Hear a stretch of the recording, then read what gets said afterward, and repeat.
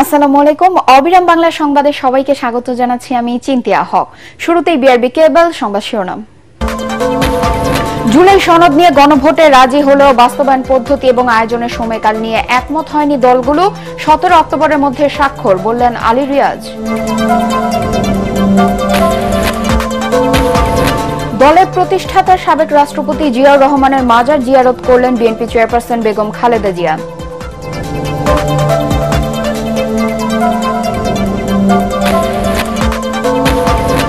ওমানে সড়ক দুর্ঘটনায় 7 বাংলাদেশি সহ 10 জনের মৃত্যু, নিহতদের বাড়ি চট্টগ্রামের সন্দ্বীপে, এলাকায় শোকের ছায়া।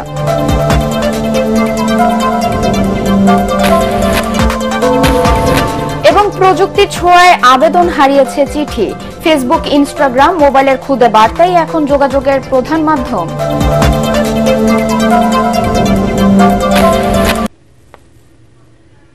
শুনছিলেন বিআরবি কেবল সংবাদ শিরোনাম, এবার বিস্তারিত সংবাদ।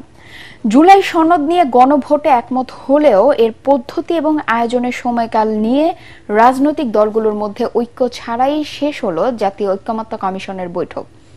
সংলাপ শেষে ব্রিফিংয়ে কমিশনের সহসভাপতি ডক্টর আলী রিয়াজ জানান, 17 অক্টোবরের মধ্যে স্বাক্ষরিত হবে বহুল আলোচিত জুলাই জাতীয় সনদ 2025। শুরু থেকে শেষ পর্যন্ত পূর্ণাঙ্গ প্রতিবেদন 19 অক্টোবরের মধ্যে কমিশন প্রকাশ করবে বলেও জানান তিনি। ইমদাদুল্লাহ বাবুর রিপোর্ট। রাজধানীর ফরেন সার্ভিস একাডেমিতে জুলাই জাতীয় সনদ 2025 বাস্তবায়নে গণভোটের কাঠামো এবং সময় নির্ধারণ নিয়ে ঐকমত্য কমিশনের সাথে সংলাপে বসে রাজনৈতিক দলগুলো। তৃতীয় এবং শেষ দফায় 5ম দিনের এই অধিবেশনে 30টি দলের মধ্যে দিনব্যাপী চলে আলোচনা। এতে নোট অব ডিসেন্টের সাথেই সংবিধানের মৌলিক সংস্কার সহ যে 84টি বিষয়ে ঐক্য হয়েছে, এর ওপর গণভোট আয়োজনে একমত হয় রাজনৈতিক দলগুলো। তবে ব্যালটের ভাষা ও পদ্ধতি নিয়ে থেকে যায় অনৈক্য।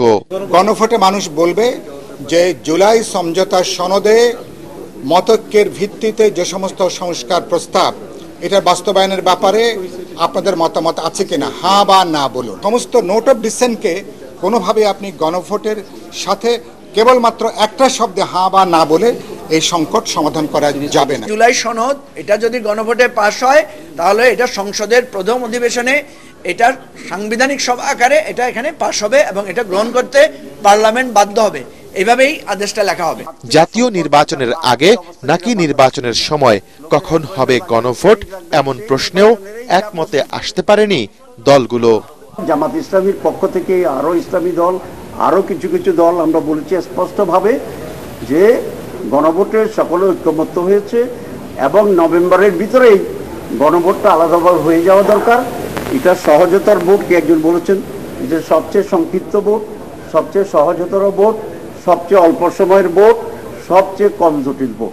আমরা আমাদের রাজনৈতিক স্বার্থ থেকে ঊর্ধ্বে উঠে জাতীয় স্বার্থ এবং দেশের স্বার্থকে বড় করে দেখি। আর একটা বিশাল আয়োজন, একটা বিশাল অর্থনৈতিক সংশ্লিষ্টতা এবং বিশাল একটা আইন শৃঙ্খলা বাহিনীর সংশ্লিষ্টতা, এগুলো সব কিছু আমরা পরিহার করতে পারবো যদি একই দিনে নির্বাচনের সময় আমরা এই গণভোটের আয়োজনটা করি। শুধু আর একটা ব্যালট লাগবে। আমরা একাধিক ব্যালটে ভোট দিতে আমাদের জাতীয় অভ্যস্ত স্থানীয় সরকার নির্বাচনগুলোতে। এই বাস্তবতায় কমিশনের সহসভাপতি ডক্টর আলী রিয়াজ বলছেন, বিশেষজ্ঞ প্যানেল ও রাজনৈতিক দলগুলোর মতামত এবং কমিশনের পরামর্শ সহ চূড়ান্ত প্রতিবেদন 2-1 দিনের মধ্যেই অন্তর্বর্তী সরকারকে দেয়া হবে। সারাদিনের আলোচনায় দলগুলোর পক্ষ থেকে এ বিষয়ে বিভিন্ন রকম মত এসছে। যেমন রাজনৈতিক দলগুলোর পক্ষ থেকে জাতীয় সংসদ নির্বাচনের সাথে একই দিনে পৃথক ব্যালটে গণভোট দেওয়ার প্রস্তাব করা হয়েছে। পাশাপাশি কয়েকটি রাজনৈতিক দল জাতীয় নির্বাচনের আগেই গণভোট করার পক্ষে। আমরা চাই যেন আগামী 15 তারিখের মধ্যে সম্ভব হলে, না হলে সর্বোচ্চ 16-17 তারিখের মধ্যে একটি আনুষ্ঠানিকভাবে এই যে ঐতিহাসিক দলিল আমরা সকলে মিলে তৈরি করেছি, বিশেষত আপনারা তৈরি করেছেন, সেটি যেন একটি স্বাক্ষর অনুষ্ঠান হয়। রাষ্ট্র কাঠামোয় মৌলিক সংস্কারের লক্ষ্যে ঐক্য গঠনের জন্য 2024 সালের 15 ফেব্রুয়ারি থেকে রাজনৈতিক দলের সাথে সংলাপ শুরু করে জাতীয় ঐকমত্য কমিশন। এই কাজ সম্পন্ন করে আমরা নির্বাচন। ইমদাদুল্লাহ বাবু, ATN Bangla, Dhaka. BNP chairperson Begum Khaleda Zia রাজনীতি থেকে অবসরে যাননি।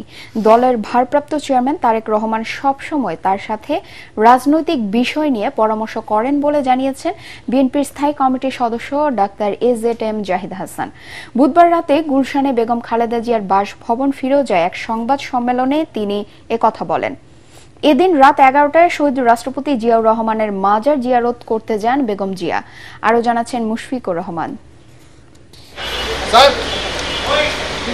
জিয়ারতের উদ্দেশ্যে রাত 11টায় রাজধানীর শেরেবাংলা নগরস্থ শহীদ রাষ্ট্রপতি জিয়াউর রহমানের মাজারে পৌঁছান সাবেক 3 বারের প্রধানমন্ত্রী বেগম খালেদা জিয়া। সেখানে গাড়িতে বসেই শহীদ জিয়ার বিদেহী আত্মার মাগফিরাত কামনা করে ফাতেহা পাঠ, দোয়া ও মোনাজাত করেন সাবেক এই প্রধানমন্ত্রী। বাসাতে ছিলাম, যখন মিডিয়াতে দেখলাম দেশনেত্রী বেগম খালেদা জিয়া শহীদ রাষ্ট্রপতি জিয়া রহমান মাজার আসছেন, তখনই আমি ছুটে এসেছি। ওনার যে সাফারিং এবং তারপরও যে চেতনাকে ধারণ করা, বাংলাদেশি জাতীয়তাবাদের চেতনা বা শহীদ জিয়ার যে নেতৃত্ব, সেটাকে ধারণ করা, তো এটাই এই আমাদের কর্মী এবং আমাদের মতো যারা বিএনপি করি এবং বিএনপির আদর্শকে ধারণ করি তাদেরকে অনুপ্রাণিত করবে। জিয়ারত শেষে গুলশানে বেগম খালেদা জিয়ার বাসভবন ফিরোজায় এক সংবাদ সম্মেলনে বিএনপির স্থায়ী কমিটির সদস্য ডাক্তার AZM জাহিদ হাসান বলেন, বেগম জিয়ার শারীরিক অবস্থা আগের থেকে কিছুটা ভালো হওয়ায় নিজে থেকেই তিনি দলের প্রতিষ্ঠাতা শহীদ রাষ্ট্রপতি জিয়াউর রহমানের মাজারে যাবার ইচ্ছে পোষণ করেন। ম্যাডামের একান্ত ইচ্ছা এবং এটি একটি ব্যক্তিগত পারিবারিক কর্মসূচি। শহীদ রাষ্ট্রপতি জিয়াউর রহমানের আত্মার মাগফিরাত কামনা করে দোয়া করেছেন। আরাফাত রহমান কোকো সহ বিগত এই গণতন্ত্র পুনরুদ্ধারের আন্দোলনে যারা শহীদ হয়েছে, যারা পঙ্গুত্ব বরণ করেছে, তাদের সুস্থতার জন্য এবং যারা শহীদ হয়েছে তাদের আত্মার মাগফিরাত কামনা করে উনি সবার জন্য, দেশবাসীর জন্য উনি দোয়া করেছেন। ডাক্তার জাহিদ বলেন, বিএনপির চেয়ারপারসন বেগম খালেদা জিয়া রাজনীতি থেকে অবসরে যাননি। দলের ভারপ্রাপ্ত চেয়ারম্যান সব সময় তার সাথে রাজনৈতিক বিষয় নিয়ে আলোচনা করছেন। উনি রাজনীতিতে আছেন, উনি রাজনীতি থেকে অবসর নিয়েছেন, ঘটনাটি তা নয়। এবং সবসময় চেয়ারম্যানের সাথে ভারপ্রাপ্ত চেয়ারম্যান সার্বক্ষণিক একটি আলাপ আলোচনার মাধ্যমেই এই দলকে আন্দোলন সংগ্রামের নেতৃত্ব দেওয়া। এর আগে সর্বশেষ 2018 সালে সাবেক রাষ্ট্রপতি জিয়াউর রহমানের কবর জিয়ারত করেন বেগম খালেদা জিয়া। মুশফিকুর রহমান, ATN বাংলা, ঢাকা। স্থানীয় সরকার বিশেষজ্ঞ তোফায়েল আহমেদ মারা গেছেন। ইন্না লিল্লাহি ওয়া ইন্না ইলাইহি রাজিউন। বুধবার রাত 9:30টার দিকে রাজধানীর একটি হাসপাতালে তিনি শেষ নিঃশ্বাস ত্যাগ করেন। চট্টগ্রাম বিশ্ববিদ্যালয়ের লোক প্রশাসন বিভাগের সাবেক অধ্যাপক তোফায়েল আহমেদের বয়স হয়েছিল 71 বছর। হৃদরোগে আক্রান্ত হয়ে মঙ্গলবার রাজধানীর ইউনাইটেড হাসপাতালে ভর্তি হয়েছিলেন তিনি। তোফায়েল আহমেদের মৃত্যুতে গভীর শোক জানিয়েছেন প্রধান উপদেষ্টা ডক্টর মোহাম্মদ ইউনুস। আজ চট্টগ্রামের হাট হাজারীর ফতেহপুর গ্রামে পারিবারিক কবরস্থানে তাকে দাফন করা হবে। অধ্যাপক তোফায়েল আহমেদ স্থানীয় সরকার সংস্কার কমিশনের প্রধানের দায়িত্ব পালন করেছেন। মধ্যপ্রাচ্যের ওমানে সড়ক দুর্ঘটনায় 7 বাংলাদেশি সহ 10 জনের মৃত্যু হয়েছে। নিহত প্রবাসী বাংলাদেশিদের সবার বাড়ি চট্টগ্রামের সন্দ্বীপে। বুধবার ওমানে স্থানীয় সময় বিকেলে এই মর্মান্তিক দুর্ঘটনা ঘটে। নিহতরা হলেন উপজেলার সারিকাইত ইউনিয়নের আমিন মাঝি, আরজু, রকি, শাহাবুদ্দিন ও বাবলু, মাইটভাঙ্গা ইউনিয়নের জুয়েল ও রহমতপুরের রনি। মর্মান্তিক এই মৃত্যুতে শোকের ছায়া নেমে এসেছে সন্দ্বীপে। উপজেলা নির্বাহী কর্মকর্তা মংচিংনু মার্মা জানান, হতাহতরা সবাই সাগরে মাছ ধরতে গিয়েছিলেন। ফেরার পথে দুর্ঘটনা ঘটে। গাড়িতে থাকা 11 জনের মধ্যে ঘটনাস্থলেই 10 জন নিহত হন, তবে বেঁচে গেছেন গাড়ির চালক। লাশগুলো দেশে ফেরাতে সরকারের সহযোগিতা কামনা করছেন নিহতের স্বজনরা।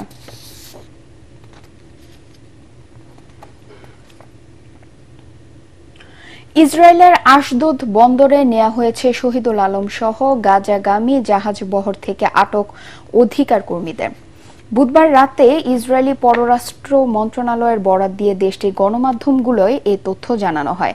এক বিবৃতিতে বলা হয়, বুধবার গাজা উপকূলে পৌঁছানোর আগেই আন্তর্জাতিক জলসীমাতে আটকে দেয়া হয় ফ্রিডম ফ্লোটিরার 9টি জাহাজ। সেই সাথে দেশীয় স্বেচ্ছাসেবীদের আটক করে ইসরায়েলি নৌবাহিনী। বর্তমানে তারা সবাই সুস্থ আছেন বলে বিবৃতিতে দাবি করেছে তেল আবিব। জানায় দ্রুত তাদের নিজ দেশে ফিরিয়ে দেওয়া হবে। ফ্রিডম ফ্লোটিরা কোয়ালিশনের 9টি জাহাজের মধ্যে কনসায়েন্স নামের একটি জাহাজে ছিলেন বাংলাদেশি আলোকচিত্রী, মানবাধিকার কর্মী ও দ্রিকের ব্যবস্থাপনা পরিচালক শহীদুল আলম। বর্তমানে আটক অবস্থায় অন্যান্য অধিকার কর্মীদের সঙ্গে ইসরায়েলের রয়েছেন তিনি। গেল 2 সপ্তাহ আগে ফ্রিডম ফ্লোটিরা কোয়ালিশনের 9টি জাহাজ ইতালি থেকে যাত্রা শুরু করে। এতে প্রায় 150 অধিকার কর্মী ছিলেন। বুধবার ভোরে গাজা উপকূলের প্রায় 150 নটিক্যাল মাইল দূরে ভূমধ্য সাগরে 9টি জাহাজের নিয়ন্ত্রণ নেয় ইসরায়েল। ডাকঘর আর হলুদ খামে ভরা চিঠির সেই আবেদন এখন আর নেই। আধুনিক প্রযুক্তির কালে ইমেল, সোশ্যাল মিডিয়া আর মোবাইলের খুদে বার্তা দখল করে নিয়েছে সব। তারপরেও চিঠি এখনো অনেককেই নস্টালজিক করে তোলে। বিশ্ব ডাক দিবস উপলক্ষে পুরনো চিঠির খোঁজ খবর করেছেন নাটোর প্রতিনিধি জুলফিকার হায়দার জোসেফ, জানাচ্ছেন ফারহিন ইসলাম টুম্পা।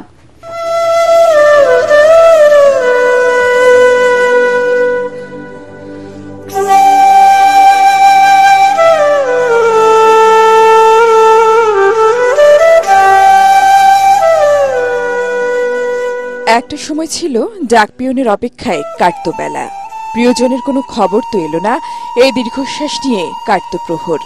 অবশেষে দীর্ঘ প্রতীক্ষার পর আসতো হলুদ খামে ভরা চিঠি। প্রিয়জনের লেখা সেই চিঠি বারবার পড়েও মন ভরত না।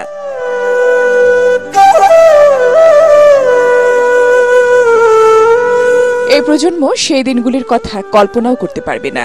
এখন তো ফোন চাপলেই কথা, ভিডিও কলে যায় দেখা। বিরহকাল বলে কি এই প্রজন্মের মাঝে কিছু আছে?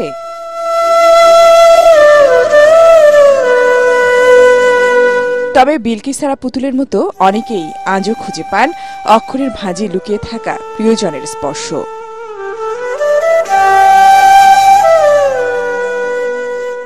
চিঠিগুলো আসলে মাঝের মধ্যেই আমি পড়ি, যেগুলো আমি অনেক আগে পেয়েছি। এগুলো 77-78 সালের চিঠিও আছে। তারপরে আমার শ্বশুর আমাকে 79 সালে যেরকম এই চিঠিটা লিখেছিল, হতে পারে 2-1 বছর আগে, যখন তার মারা যাওয়ার পরে আমরা কালমা টালমা পড়তে যাই, তখন এই কাগজটা খুঁজতে গিয়ে কাগজটা আমি পাই। একটা সময় যোগাযোগের প্রধান মাধ্যম ছিল চিঠি। বাবা মা, ভাই বোন, বন্ধু কিংবা প্রিয়জন, চিঠি ছিল সম্পর্কের বন্ধন। প্রেমিক প্রেমিকার সম্পর্ক বছরের পর বছর টিকিয়ে রাখত এই চিঠি।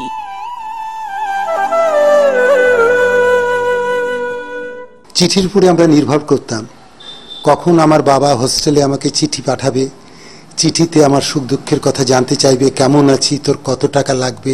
চিঠিটা আসলে এমন একটা জিনিস যে একসময় যোগাযোগের মাধ্যম ছিল এই চিঠি। দীর্ঘদিন ধরে এই চিঠির জায়গাটা দখল করে ফেলেছে অনলাইন। দিন বদলেছে। নতুন প্রজন্মের কাছে এখন সহজ যোগাযোগ মাধ্যম মেসেঞ্জার, ইমেইল কিংবা হোয়াটসঅ্যাপ। তাদের কাছে হাতে লেখা চিঠি যেন ইতিহাসেরই অংশ। বর্তমানে যে সময়টাতে বাস করছি, তথ্য প্রযুক্তির একটা যুগ, যেখানে চিঠি একটা সময় আদান প্রদানের আমরা নাম শুনেছি। ডাক বিভাগের কর্মীরা জানালেন, চিঠির স্বর্ণযুগ আর নেই। এখন আসে অফিসিয়াল বা বাণিজ্যিক চিঠিপত্র। কমে গেছে স্ট্যাম্পে বিক্রিও। ব্যক্তিগত চিঠিটা মোটেই নেই এখন, যেহেতু মোবাইলের চলে আসছে।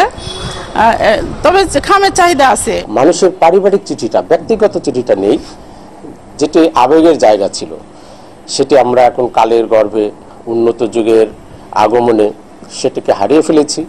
কিন্তু আমাদের অফিসিয়াল চিঠি অনেক বেড়ে গিয়েছে। সময় বদলেছে যোগাযোগের ধরন। তবু একটা চিঠির পাতায় থাকা হাতের লেখা এখনো ছুঁয়ে যায় হৃদয়। লেখা শব্দের সাথে কল্পনার রং মিশে চিঠি হয়ে ওঠে নিজেকে প্রকাশের canvas. Bureau report, ATN Bangla.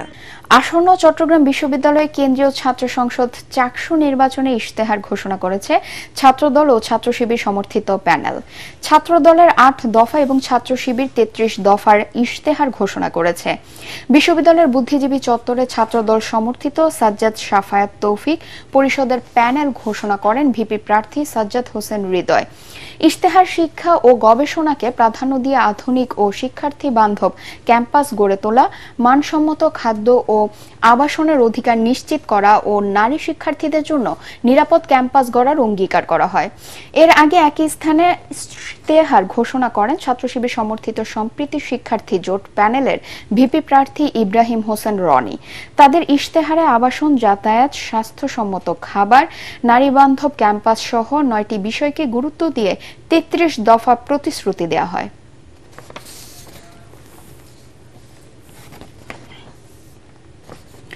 রাজবাড়ীর গোয়ালন্দে দৌলতদিয়ার Padma নদীতে নিষেধাজ্ঞা অমান্য করে অবৈধভাবে ইলিশ শিকারের দায়ে 9 জেলেকে আটক করেছে নৌপুলিশ। এ সময় 6000 বর্গ কিলোমিটার জাল ও 10 কেজি ইলিশ মাছ জব্দ করা হয়। দৌলতদিয়া নৌপুলিশ ফাঁড়ির অফিসার ইনচার্জ জানান, বুধবার দিবাগত রাত 12টা থেকে ভোর পর্যন্ত এসআই অপূর্ব কুমার সাহার নেতৃত্বে নৌপুলিশ ও কোস্টগার্ডের যৌথ দল দৌলতদিয়া 7 নম্বর ফেরিঘাট থেকে চর কর্নেশন, চর মজলিশপুর, ধোলাইয়ের চর ও কলাবাগান চ্যানেল পর্যন্ত পদ্মার বিভিন্ন পয়েন্টে অভিযান চালায়। এ সময় মাছ ধরায় ব্যবহৃত জাল ও ইলিশ মাছ জব্দ করা হয়। আটক করা হয় 9 জেলেকে। এর মধ্যে জব্দ করা জাল পুড়িয়ে ফেলা হয়েছে এবং উদ্ধার করা ইলিশ মাছ দৌলতদিয়া খানকা শরীফের দরিদ্র এতিম শিশুদের মধ্যে বিতরণ করা হয়েছে বলেও জানান তিনি। এবারে সন্ধানী লাইফ ইন্স্যুরেন্স আন্তর্জাতিক সংবাদ।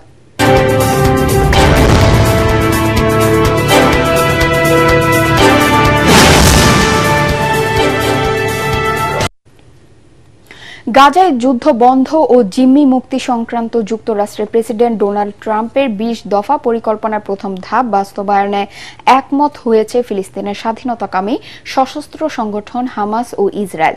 ট্রাম্প নিজেই এ তথ্য জানিয়েছেন।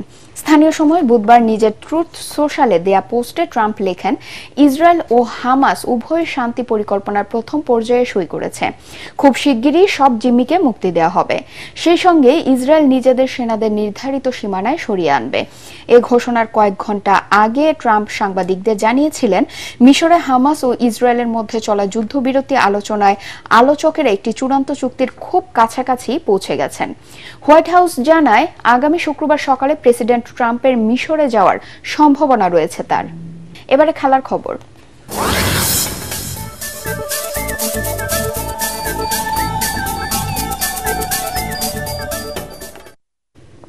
আবুধাবি শেখ জায়েদ ক্রিকেট স্টেডিয়ামে প্রথম ওয়ানডেতে বাংলাদেশকে 5 উইকেটে হারিয়েছে আফগানরা। টস জিতে প্রথমে ব্যাট করে 221 রান সংগ্রহ করে বাংলাদেশ। ব্যাট করতে নেমে আফগানদের ভালো সূচনা এনে দেন রহমানুল্লাহ গুরবাজ ও ইব্রাহিম জাদরান। 52 রানের জুটি গড়ে তারা বিচ্ছিন্ন হন। 23 রান করেন ইব্রাহিম। এরপর রহমানুল্লাহ গুরবাজ ও রহমত শাহ মিলে বড় জুটি গড়ে দলকে এগিয়ে নেন। 76 বলে 50 রান করে মিরাজের বলে বোল্ড হয়ে যান রহমানুল্লাহ গুরবাজ। 70 বলে 50 রানের ইনিংস খেলেন রহমত শাহ। 33 রানে অপরাজিত ছিলেন হাসমতুল্লাহ শহীদি। আজমতুল্লাহ ওমরজাই 44 বলে খেলেন 40 রানের ইনিংস। তানজিম সাকিব একাই নেন 3 উইকেট। এর আগে টসে জিতে 60 রান করে মেহেদী হাসান মিরাজ ও তাওহিদ হৃদয়ের 56 রানে ভর করে নেমে 221 রানের স্বল্প পুঁজি পায় টাইগাররা। 3টি করে উইকেট নেন রশিদ খান ও আজমতুল্লাহ ওমরজাই। শেষ করার আগে বিআরবি কেবলস সংবাদ শিরোনাম আরেকবার। জুলাই সনদ নিয়ে গণভোটে রাজি হলেও বাস্তবায়ন পদ্ধতি এবং আয়োজনের সময়কাল নিয়ে একমত হয়নি দলগুলো। 17 অক্টোবরের মধ্যে স্বাক্ষর, বললেন আলী রিয়াজ। দলের প্রতিষ্ঠাতা সাবেক রাষ্ট্রপতি জিয়াউর রহমানের মাজার জিয়ারত করলেন বিএনপি চেয়ারপারসন বেগম খালেদা জিয়া।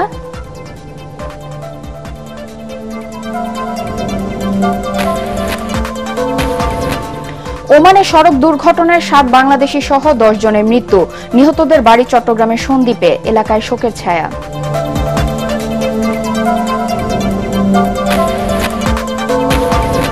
এবং প্রযুক্তির ছোঁয়ায় আবেদন হারিয়েছে চিঠি। ফেসবুক, ইনস্টাগ্রাম, মোবাইলের খুদে বার্তাই এখন যোগাযোগের প্রধান মাধ্যম।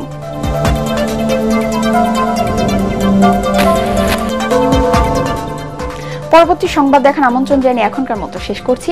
এটিএন বাংলা সংবাদ ইউটিউবে দেখতে ব্রাউজ করুন youtube.com/ATN Bangla News। ধন্যবাদ সবাইকে।